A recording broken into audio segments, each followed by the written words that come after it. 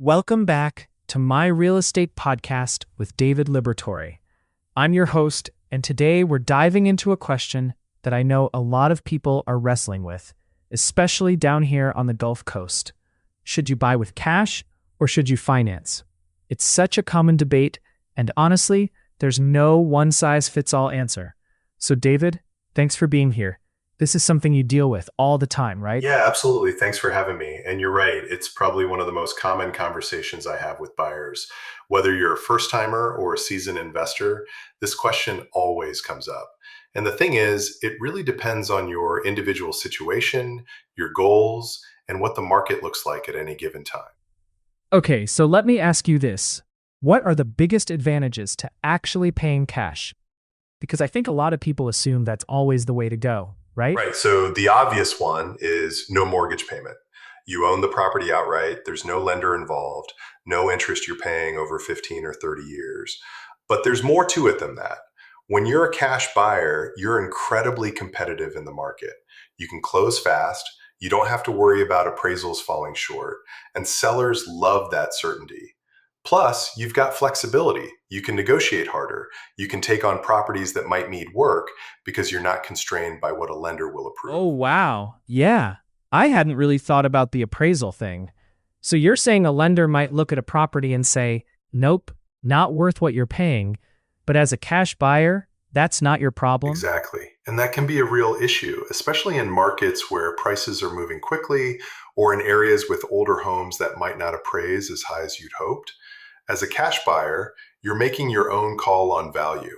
You're also avoiding all the lending fees, the underwriting, the inspections lenders require. It simplifies everything. Okay, that makes sense. But I'm guessing there's a flip side to this, right? Because tying up all your money in one property, that's gotta have some downsides. Absolutely. So the biggest one is liquidity. Once your cash is in a house, it's not liquid anymore. If you need money for an emergency, a business opportunity, or anything else, you've got to wait to sell the property or take out a loan against it.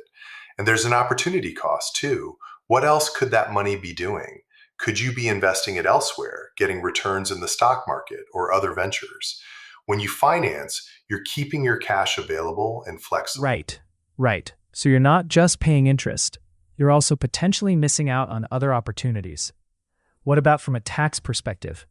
Is there anything there that people should know about? Great question. So when you finance a property, you get to deduct the mortgage interest from your taxes.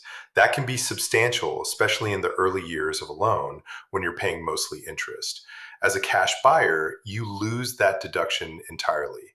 Now, if you're in a primary residence, the benefit is less dramatic, but for investment properties, it can really add up. You should definitely talk to a tax professional about your specific situation. That's smart advice. So you've got this trade-off, right? Cash gives you simplicity and certainty, but financing keeps your money flexible and gives you tax benefits. How do you help someone figure out which path is actually right for them? So I usually start by asking a few things. First, what's your financial situation? Do you have enough cash reserves even after buying the property? Never put all your eggs in one basket. Second, what are your goals? Are you looking for a primary residence or an investment? Are you trying to build wealth over time or just find a place to live? And third, what's the interest rate environment like? If rates are low, financing makes more sense. If rates are high, cash becomes more attractive. It's really situational. That's really practical. So there's no universal answer. It's about matching the strategy to where you are in life and what the market is doing. Is there anything else that Gulf Coast buyers specifically should be thinking about that maybe someone in another part of the country wouldn't? Yeah, good point. Insurance is a big one down here. With hurricanes and coastal risks, your insurance costs are higher than inland. That's something to factor into your decision.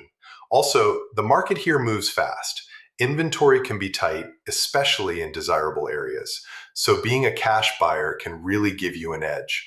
But at the same time, property values here have appreciated well. So financing and leveraging that appreciation can work really well too.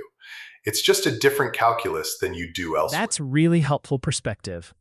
So my takeaway is there's no bad choice here. It's just about understanding your own situation and what you're trying to accomplish.